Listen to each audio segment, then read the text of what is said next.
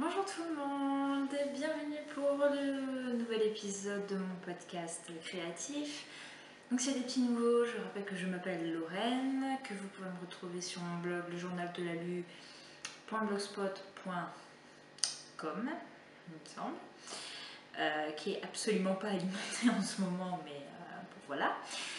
Et sur Ravelry sur Instagram au pseudo indiqué en barre d'infos. Donc j'espère que vous allez bien. Moi ça va, je suis un petit peu fatiguée, mais sinon ça va. Faut dire que j'ai eu un début de semaine un petit peu spécial, notamment parce que lundi soir, avant d'aller me coucher, j'ai découvert que j'étais envahie par les asticots. Voilà, vive la canicule, vive les mouches qui pondent dans ta poubelle, enfin bref. Donc ça a été, j'ai passé une très petite nuit. J'ai passé une journée mardi horriblissime parce que j'avais que ça en tête. C'est juste affreusement dégueulasse, mais voilà, ça arrive. Hein. Bêtement, quand il faisait canicule, en fait, moi dans mon studio il fait hyper frais. Et du coup, quand il y avait la canicule dehors, moi j'ouvrais la fenêtre pour justement récupérer de la chaleur. Je crois que je suis bien une des seules personnes qui essaie de récupérer de la chaleur de la canicule dans son lieu de vie. Hein. Je crois que là j'ai une mouche qui a décidé de me laisser un joli cadeau. Enfin voilà, l'angoisse totale. Donc, je crois que je n'ai pas encore récupéré de ma salle de nuit de lundi à mardi là. Bref, donc bon. Ça, de toute façon, ça doit se voir de toute façon sur ma tronche que je suis fatiguée. Et puis je pense aussi à le fait que c'est la fin de la saison là. Là, on commence au musée à réavoir des petits effectifs niveau visiteurs. C'est plus les grosses cohues comme il y avait pendant tout l'été, donc je pense qu'il y a aussi la fatigue qui vient un petit peu de là. Donc, je vous retrouve donc aujourd'hui parce que je voudrais vous présenter quelques trucs. Je me suis rendu compte que j'ai oublié un truc, bon c'est pas grave, j'irai chercher après. Voilà, parce que ce week-end, donc je rentre chez mes parents, hein, comme tous les 15 jours. Donc il y a des choses qui vont partir avec moi qui ne reviendront pas, donc il faut bien que je vous les montre. Et donc voilà. C'est parti! Donc le premier projet dont j'aimerais vous parler, c'est un projet terminé. Je pense que vous vous doutez si vous avez vu le dernier épisode. Qu'est-ce que c'est? C'est mon Edgar Cole.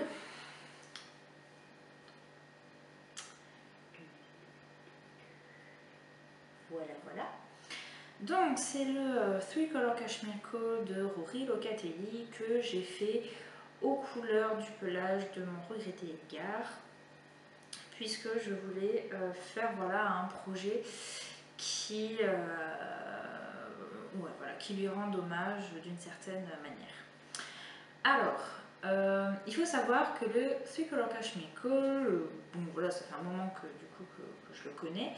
Je l'avais vu notamment, je me rappelle, surtout celui d'Aliénor, et puis Eminitz en avait tricoté un pour Mel Crochette pour le souhait des podcasteuses, si je ne me trompe pas. Donc, je le connaissais. Mais il m'attirait pas plus que ça parce que quand je le voyais porté sur les photos de la créatrice, en fait il était vachement pendant, il n'était pas du tout enveloppant, donc je voyais pas trop l'intérêt. Donc c'est pour ça qu'il m'a trop jamais intéressée. Et puis là je l'ai trouvé vraiment idéal pour mon projet un peu hommage, étant donné que la bande contrastante m'a en fait fait penser, ça pouvait pour moi faire référence à la bande couleur caramel qu'avait Edgar en plein milieu du dos. Et donc je trouvais que c'était sympa de faire référence comme ça à son pelage à travers ce projet. Alors le patron, il est simple, il est sympa à faire. Par contre je sais pas comment j'ai fait, j'ai terminé avec moins de mailles que je n'en avais au début, mais voilà. Ce qui est sympa, c'est que on a vraiment diverses sections qui sont très changeantes. Donc là, on a des grosses bandes avec des trous. Là, on a des rayures. là on a cette bande contrastante avec une légère texture qui est faite en fait avec des... Ben non, enfin, si je peux le dire, enfin, c'est des mailles en verre qui font un petit relief. Et j'ai trouvé cette idée géniale. Il y a la dentelle, donc je sais pas si on la voit peut-être mieux comme ça. Puis encore quelques rayures. Et voilà. Alors, donc j'ai pas eu de problème, sauf à un moment dans la dentelle, parce qu'il faut pas regarder une vidéo pendant qu'on l'a fait. J'ai pris un peu trop d'assurance, ce qui fait que je me suis plantée dans le motif. J'ai fait un truc vraiment ultra chelou. Voilà, donc du coup, obligée de défaire. Puis alors, la dentelle, c'est tellement horrible à défaire. Et le pire, c'est qu'en défaisant le rang où je croyais qu'il y avait l'erreur, je me suis rendu compte que l'erreur était plus bas. Donc ce que j'ai fait, c'est que j'ai enlevé les aiguilles, j'ai détricoté et j'ai repris, parce que du coup, le fil là, il permettait facilement de reprendre les mailles, donc j'ai pas eu trop de soucis avec ça. Légère modification pour la bande là, normalement on fait 6 répétitions, j'en ai fait que 4. Voilà. Et puis alors, l'épisode dernier, j'arrêtais pas de vous vanter ma super technique pour, je cache l'horreur, pour pas avoir de démarcation entre les bandes. Bah, ça marche absolument pas là. Ça marche absolument pas quand vous avez des bandes de 2 rangs. Du coup, c'est vrai que... Alors j'ai vu que ça marchait pas, mais j'ai quand même continué. Ce qui fait que ça fait un léger effet... comment dire ça serre, forcément, il y a moins de mailles hein, sur... non, il y a moins de rangs sur cette ligne, enfin cette colonne de mailles là. Mais bon, c'est pas grave, ça se voit pas. Voilà. Pour le rabattage des mailles, alors il n'est pas hyper joli, hein, qu'on soit d'accord, c'est pas c'est pas hyper joli. Mais en fait, je savais que si je rabattais normalement, ça allait être trop serré, et si je rabattais souplement, ça allait être trop lâche. Alors j'ai fait un mix des deux. 2 mailles rabattage souple, 2 mailles rabattage normal, 2 mailles rabattage souple. Ça peut être un très bon exercice d'orthophonie. C'est orthophonie? Je sais plus comment on dit. Enfin bref, on s'en fiche. Et je crois que a posteriori, j'aurais peut-être dû faire les côtes en haut noires parce que j'ai peur que ce soit quand même salissant. Donc, je vais vous le mettre. Je cherche. Du coup, on va dire que ça c'est l'arrière. Alors. Donc voilà. Alors, comme je vous l'avais dit, ce que j'avais peur avec ce col, en fait, c'est qu'il soit pas enveloppant. Et en fait, je crois que le coton, du fait que ce soit plus rigide, ben, ça permet en fait d'avoir quelque chose peut-être de plus dense et donc de plus enveloppant. Donc ça, je trouve que c'est vraiment pas mal pour la mi-saison. Alors je vois absolument pas comment ça donne. Hein. Je pense que tu peux mettre un petit peu 15 ans devant ton miroir et te dire mais comment je vais bien positionner. Voilà. Mais du coup, ouais. Je trouve qu'il est sympa, qu'il est bien, enfin, qu'il est bien couvrant, qu'il n'est pas aussi lâche. Je sais pas si je l'avais tricanté en laine, si ça aurait fait la même chose. Peut-être qu'un jour j'essaierai. Mais du coup, le coton que j'avais choisi un petit peu par défaut pour être sûr d'avoir les couleurs que je voulais, ben, ça s'est révélé être plutôt une bonne idée. C'est un peu moins chaud du coup que de la laine, donc c'est plutôt pas mal pour la mi-saison. Et donc ça a été fait avec de la fil coton 3 de fil d'art. Et je trouve que c'est un fil qui est vraiment sympa. Qui est bien régulier, qui se dédouble pas, à part quand tu défais ta dentelle, bon, éventuellement là tu peux avoir quelques soucis, mais sinon ben, il se dédouble pas, il fait quelque chose de bien régulier, enfin, je trouve qu'il est vraiment joli, sauf pour les côtes 1-1 qui sont plus jolies sur l'arrière que sur l'avant. Bon, c'est un peu dommage, donc aussi c'est peut-être pour ça hein, que ça aurait été sympa de les faire en noir, comme ça serait moins vu, hein, que c'était pas hyper joli comme côte 1-1, mais bon voilà. J'ai mon petit Edgar Cole, voilà. Je pourrais penser à ma petite boule de poils chaque fois que je la porterai. Je sais absolument pas quelle tronche je peux avoir là. Mais voilà. Donc je suis plutôt contente de ce projet que je trouve du coup vraiment sympa. Faudra que j'essaie de faire des photos ce week-end pour le mettre sur le blog. Donc voilà, ça c'était mon projet terminé. Et je voudrais revenir du coup, parce que bon maintenant j'ai que des projets en cours mais à vous montrer, mais je voudrais revenir sur ma couverture au crochet. Donc ça je vous présente les deux seuls granits que j'ai fait ces 10 derniers jours. Voilà, alors j'adore les couleurs, j'avais posté une photo sur Instagram, alors ça c'est pas bleu, enfin sur Instagram c'est paru bleu mais en fait c'est violet, donc là je sais pas si ça se voit bleu ou pas. Je crois que ma couverture va être un petit peu en stand-by ces prochains temps. Je ne vais pas recommencer à travailler dessus dans les médias parce que quand tu vois que tu arrives à faire que 2 crânies en 10 jours, c'est que tu n'es plus extrêmement motivé comme avant à la faire. D'ailleurs, je vous ai raconté des cracks, mauvais souvenir en tête. Elle fait pas 15 granits sur 17, enfin elle ne fera pas 15 granits sur 17, mais 13 sur 15. Donc, ce qui fait que là, la 5e ligne que je suis en train de coudre, qui n'est pas finie, une fois qu'elle sera terminée, je serai un tiers de ma couverture. C'est pas mal, hein? Donc voilà, donc je sais qu'il y a beaucoup de personnes qui, enfin du moins il y a plusieurs personnes qui m'ont dit oh là là, je suis impatiente de l'avoir terminée, etc. Bon bah là c'est sûr ce sera pas dans tout de suite, hein, parce que dans l'immédiat je vais pas recommencer à travailler dessus. Mais il y a fait aussi, je pense que je l'ai pas avec moi la couverture et c'est vraiment quand je la vois que ça me motive. Donc du coup là ce week-end je vais rentrer chez moi, je vais ramener mes petites sélections que j'ai pas encore crochetées et je la reprendrai je sais pas quand. Donc le projet en cours sur lequel j'ai vraiment beaucoup travaillé ces derniers temps, c'est ma broderie. Donc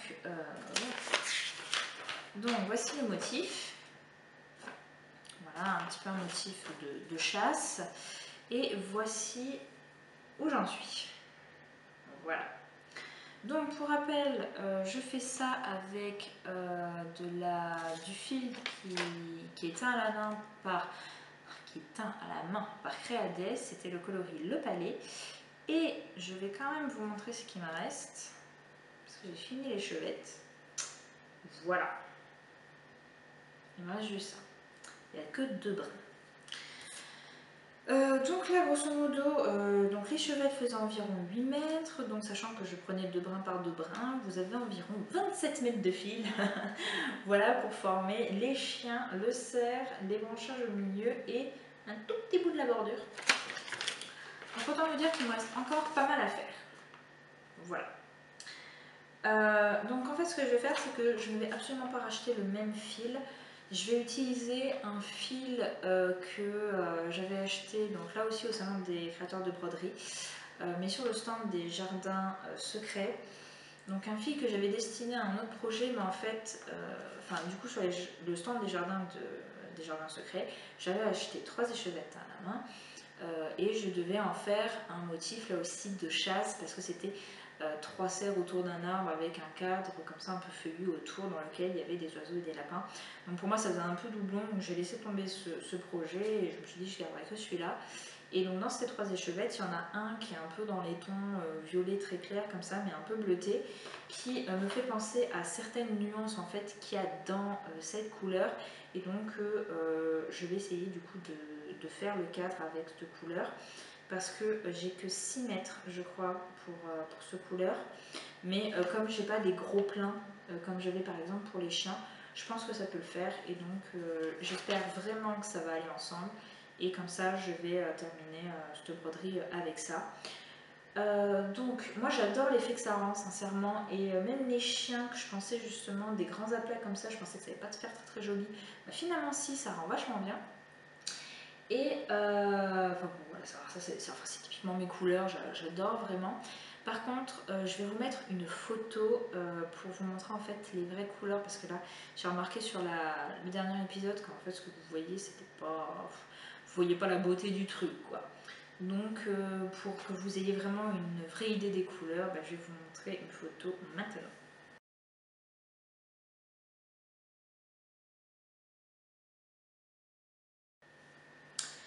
voilà. Donc là du coup il est un petit peu en stand-by, je prendrai ce week-end et puis on le continuera du coup après. Autre projet en cours, j'ai montré un nouveau projet, donc vous ne connaissez pas, sauf si vous me suivez sur Instagram, j'ai monté une nouvelle chaussette. Voilà, je vais tenter la réconciliation. Et donc, pour que la réconciliation se passe dans les meilleures conditions, j'ai commencé par prendre une laine qui m'inspirait vachement. Donc ça, c'est la Crazy Zauber Ball coloris Arroyo.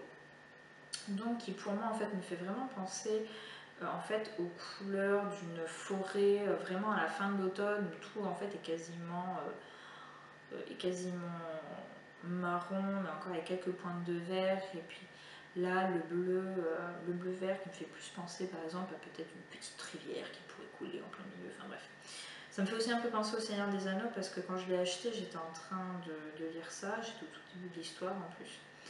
Enfin, ils étaient dans la forêt à ce moment-là. Donc voilà, une aire qui m'inspire vraiment, qui me rappelle plutôt l'automne, etc. J'ai envie qu'on soit en automne, voilà. Et donc quelque chose de tout simple. J'ai testé le Turkish Caston, j'adopte complètement, même si j'ai eu un peu de mal, parce que je ne comprenais pas pourquoi à un moment j'avais 11 mailles, enfin sur la deuxième aiguille, justement pas sur l'aiguille où il y avait la maille de montage, on va dire. Non, pas elle. C'était sur l'autre aiguille, j'avais 11 mailles au lieu de 10, je comprenais pas pourquoi. C'est pas grave. J'ai quand même fini par réussir et c'est vrai que c'est hyper simple, ça se mémorise ultra facilement par rapport au Judith Caston, je trouve. Donc voilà, j'étais super contente. Et donc, pour pas faire que du jersey, quelque chose qui m'aurait vraiment ennuyé, j'ai décidé de faire un petit motif que vous ne voyez peut-être pas très bien. En fait, je fais ça. Je fais le petit point texturé qu'il y a sur la bande contrastante du Three Color Cashmere Call. Voilà. Alors même si ça se voit pas énorme, c'est pas hyper grave. Moi, ça me permet juste de rythmer vraiment ma chaussette et de ne pas m'ennuyer. Donc voilà. Donc j'essaie de me réconcilier. Je fais qu'une chaussette à la fois pour que ça avance vite, que je vois les résultats vraiment, etc. J'aurais juste à me raisonner pour monter la deuxième chaussette. Excusez-moi. Et voilà. Donc je suis très impatiente en fait d'arriver sur tout ces couleurs là parce que c'est vraiment mes couleurs préférées. Donc voilà, je vais la continuer ce soir devant l'épisode spécial Sherlock de ce début d'année parce que là très clairement j'ai tellement hâte de voir la saison 4, c'est horrible. C'est ma série préférée, hein, donc voilà, là ils ont sorti la première photo officielle de la saison 4. Je veux voir. Donc voilà. Donc voilà, ça c'est le nouveau projet. Donc j'ai fait quelques achats ces derniers temps. Donc en fait la semaine dernière je suis allée à Limoges le samedi, surtout après-midi parce qu'en fait je suis arrivée en extrême fin de matinée. Donc j'ai visité la cathédrale, j'ai visité le musée des Beaux-Arts. Tous les deux c'était vraiment super sympa et en fait je m'étais renseignée pour savoir s'il n'y avait pas une mercerie dans le coin. Donc il y en a une, c'est le comptoir de la laine si je me souviens bien. Et donc j'ai fait un achat ultra déraisonnable parce que c'est le truc dont j'avais pas besoin et a priori par rapport à ce que je veux en faire c'est pas forcément l'idéal. Enfin bref, je vais vous expliquer. Donc j'ai pris cette pelote.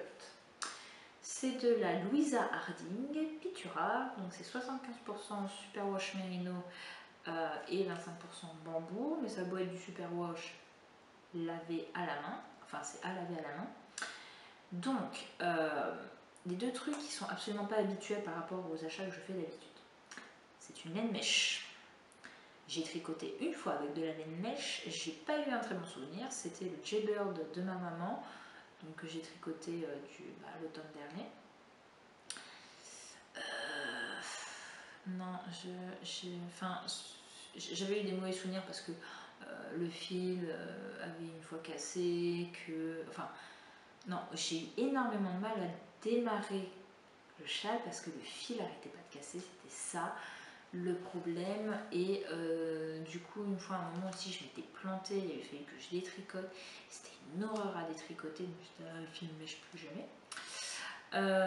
Et en plus, c'est absolument pas le genre de couleur que j'achète d'habitude. D'habitude, j'aime absolument pas ce genre de bariolage. Mais absolument pas. Mais là, je sais pas. C'est peut-être la prédominance de vert, la brillance de la viscose de bambou, qui fait que j'ai complètement craqué. Voilà, bon, pelote à 17 € et quelques, 400 mètres de fil. Voilà, et donc, ben, franchement, une couleur comme ça, alors, je l'aime, hein, cette couleur, mais ça, je vois que en chaussettes. Des chaussettes avec de la laine mèche, oui, bien sûr. Donc, ça, à mon avis, ça terminera comme ça, mais ce sera genre des chaussettes de luxe que tu mets pas du tout quotidiennement, juste chez toi, quand tu es cosy, que tu sors pas. Évidemment, les talons et les orteils seront d'une autre laine un peu plus résistante, on va dire. Mais bon, comme c'est pas une laine prioritaire dans les laines à chaussettes, on va dire, je pense que c'est pas impossible que sa destination change, on va dire. Voilà, donc ça c'était complètement mon achat déraisonné. J'ai failli aussi prendre, parce que alors du coup comme j'ai fait cet achat déraisonné, après je me suis rien permis. Mais enfin vous allez comprendre pourquoi, parce que ça aurait été aussi des achats déraisonnés. Il y avait un livre, Deux points de croix, de Véronique Enginger, ou Enginger, je ne sais pas comment ça se prononce, je vous mets le nom, sur l'univers marin, qui était absolument magnifique, mais je me suis dit que c'était genre le livre qui allait rester 10 ans sur ma bibliothèque avant que je décide de broder un truc avec dedans. Hein, si déjà par exemple je brodais des motifs du dernier numéro de Création Point de Croix sur le thème là aussi marin, bah, ce serait déjà pas mal. Hein, voilà, ça sert à rien de collectionner si on n'en fait rien. Et j'ai failli aussi me prendre un livre de couture pour bébé, puisque l'année prochaine je serai une tata gâteau officiellement, puisque l'une de mes cousines est enceinte. Mais le problème, donc enfin, forcément j'ai envie de faire plein de trucs. Et le problème c'est que Petit Pois Chiche n'est pas prêt d'avoir sa chambre d'enfant, enfin il ne l'aura pas tout de suite je pense, ou Pois Chiche parce que c'est sa taille actuelle, hein. Et en fait dans ce livre de couture qui était vraiment super, c'était beaucoup des choses voilà, pour la chambre ou pour la salle de bain, il n'y avait pas genre beaucoup d'habits ou des trucs comme ça, donc du coup je ne trouvais pas ça pertinent par exemple de poudre des trucs pour Noël. Je veux dire par exemple coudre un tour de lit c'est bien, mais si tu connais pas les dimensions du lit ça sert à rien. Bon. Voilà, c'était ça, donc du coup j'ai pas pris ça. Par contre le lendemain j'ai fait un achat ultra malin. J'ai été en brocante et j'ai trouvé des coupons de tissu pour absolument pas cher, 2 € pièce. Donc le premier c'est du polyester. Donc voilà, bon là il est replié encore en 4 je crois. Donc c'est ouais, voilà, c'est un polyester, ça fait en fait c'est exactement le tissu qu'on utilise généralement, vous savez, enfin par rapport à l'aspect, je parle peut-être pas forcément de la matière, mais qu'on utilise, vous savez, pour faire des shorts d'hiver. Vous savez, c'est un petit peu c'est un petit peu quadrillé comme ça, je sais pas si ça se voit vraiment. Et donc en fait avec le patron du short châtaigne, j'aimerais bien me faire un short châtaigne avec ça, et là je pense que j'aurai du coup le short d'hiver idéal dont je rêve depuis des années. Voilà, donc j'étais ultra contente, et comme en plus c'est ça qui est bien, c'est que c'est 2 €, si ça marche pas c'est pas hyper grave, enfin ça sera une déception plus artistiquement parlant que financièrement, vous voyez. Donc voilà, donc ça c'est le premier coupon. Et le deuxième coupon, c'est ceci. Je ne sais pas du tout ce que c'est comme tissu, parce que je ne m'y connais absolument pas. Il est immense. Voilà, alors là vous imaginez qu'il est encore plié en 4. Voilà. En fait j'ai complètement craqué sur la couleur. C'est une couleur que j'adore vraiment. Et du coup je ne pouvais pas le laisser passer à 2 €. non, tu laisses pas passer. Et donc voilà, et en fait c'est ça que j'aime bien avec les brocantes, c'est enfin du coup en fait j'achète du tissu qu'en brocante pour du tissu qui est destiné à être des habits, parce que du coup comme je suis vraiment ultra débutante, en l'occurrence j'ai jamais fait d'habits, etc. Ben au moins j'ai du tissu pas cher, je peux bien m'entraîner, et si c'est réussi c'est génial parce que j'ai des tissus sympas. Si c'est raté c'est une déception, mais au moins financièrement parlant, voilà, c'est pas une catastrophe.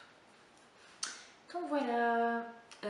Sinon pour les projets futurs ce week-end, je pense que très certainement, avec même certitude, je vais prendre Mélène Riverside Studio pour faire le Haken. Voilà.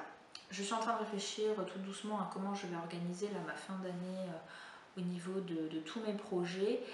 Mais c'est sûr que le Haken il sera commencé dès la semaine prochaine. Ça c'est vraiment un projet que j'ai envie de lancer au plus vite, parce que je veux voir ce que donne les laines que j'ai acheté chez Riverside Studio tricotées. C'était pas possible autrement. Donc voilà, ben voilà, j'ai fini. Donc j'espère que cet épisode vous aura plu, et donc ben, on se retrouve la prochaine fois, et en attendant, et ben, je vous fais des gros bisous, je vous souhaite une bonne rentrée. Moi c'est quand même la première fois en 20 ans que je vais pas faire de rentrée scolaire. C'est quand même abusé. Voilà, c'est là que tu vois que tu as passé un cap. C'est quand tu fais plus ta rentrée scolaire. Donc voilà. Donc voilà, je vous fais des gros bisous, puis je vous dis à la prochaine. Ciao.